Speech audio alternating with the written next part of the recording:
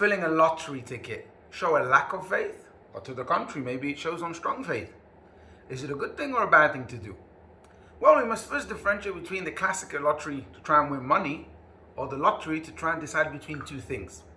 When it comes to the classical lottery, gambling, there's a big school of thought that says it's definitely a bad thing. They argue the following. They say the lottery mainly hurts the weak because they have a strong fantasy to get rich. In addition, it makes one hate his life because every time he or she loses, they're disappointed and the dream of what they could have done with the money disappears. More so, they argue, even if there's a win, it's not necessarily a positive thing because the change is too dramatic and it will cause adverse effects. In addition, they even say people might still be out of pocket even if they win. I have a friend who tells me that over the years he's made 100K from the lottery. How?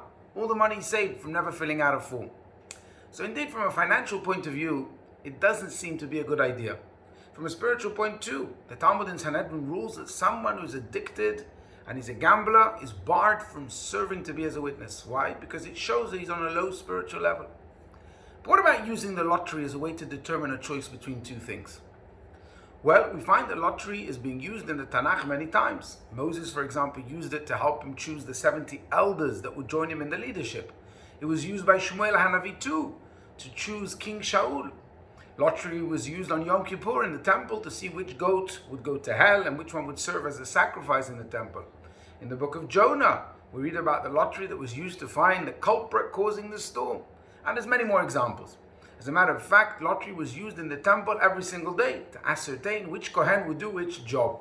So casting lots is definitely a Jewish thing. However, the downside with lottery seems to be that for those that don't get the result that they were hoping for, they may be left with a bad taste and a feeling that they have bad luck. In this week's Parashat Pinchas, the Jews were presented with a similar conundrum because they were about to enter the land of Israel and Moshe was instructed to raffle off the land. Each tribe and family grouping were allocated their own ancestral plot by lottery, and depending where the lottery fell, that's where they would be forever. One can imagine that some people felt a tinge of disappointment at their lot in life. Why should my friend get coastal views of the sea while I'm condemned to toiling up steep mountains on my daily commute?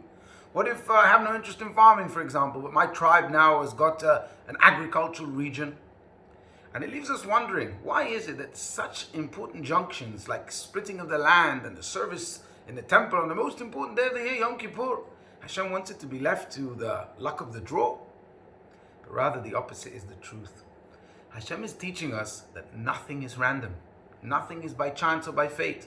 Rather, Hashem is choosing. Sometimes it's via the lottery, but Hashem is choosing exactly what we're supposed to receive, and the size and timing of our win is preordained and perfectly calibrated for our needs. In other words, there's no winners and losers. We're all winners of the great lottery of life. We're all given the funds we need to succeed and the opportunities to make great things happen. Sometimes we get a more obvious prize, and other times we have to work to appreciate that the gifts that we've been given is from Hashem. The important decision is how to spend the funds Hashem has placed in our account. Whether we want to reinvest it and buy a new ticket with the hope of winning an alternate draw, or to be content with the largesse Hashem has given us already.